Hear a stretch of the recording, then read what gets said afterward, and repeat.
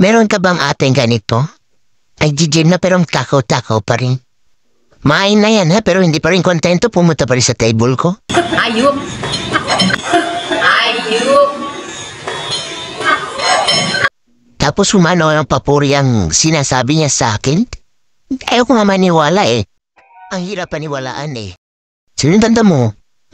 Tingin kita po hindi ka maniwala. Tanda mo nga. Sabi ko sa kanya, hindi talaga ako maniniwala sa iyo. Makikikain ka lang alam ko. Kunyari lang yan sinasabi mo. Eran totoo magpapasubo ka lang. Hindi pa ako nakamubon sa binigay mo sa akin. Ikaw lang yung tao, nag-gym pero malakas kumain. Inibilisan ko na talagang kumain sa part na to. Kasi alam ko kung papasubo na naman yan siya.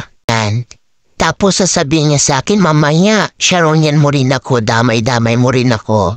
Alam ko kung galing niya mang-utos lang yan. Tinan mo yung mata niyan, di ba? Ayun, hindi na makapagtiis. Pumuha na talaga ng tinidoro niya. Sinasabi ko sa inyo. Laki ng subo niya. Mukha nang di natunawan, be. No. Nalang kumuha doon ng plato niya. Gusto niya talagang kumain sa plato ng ibang plato. Baboy mo, pre! Baboy! Hay nako, hanap ka pa tiyempo, alam ko. Pakunyari ka pa kasi ubos na yung laman ng bibig mo. O, tititingin sa akin.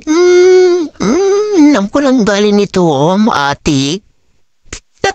Tatawa-tawa ka pa dyan. Anong pa niya dyan, buhay pupos ko ba? Abay, oo naman ako pa. Lagot ka. Gunggong! Yeah, kano? Yan, subo ka pa. Subo ka pala. Ayun, subo din talaga siya. Di ba na kontento?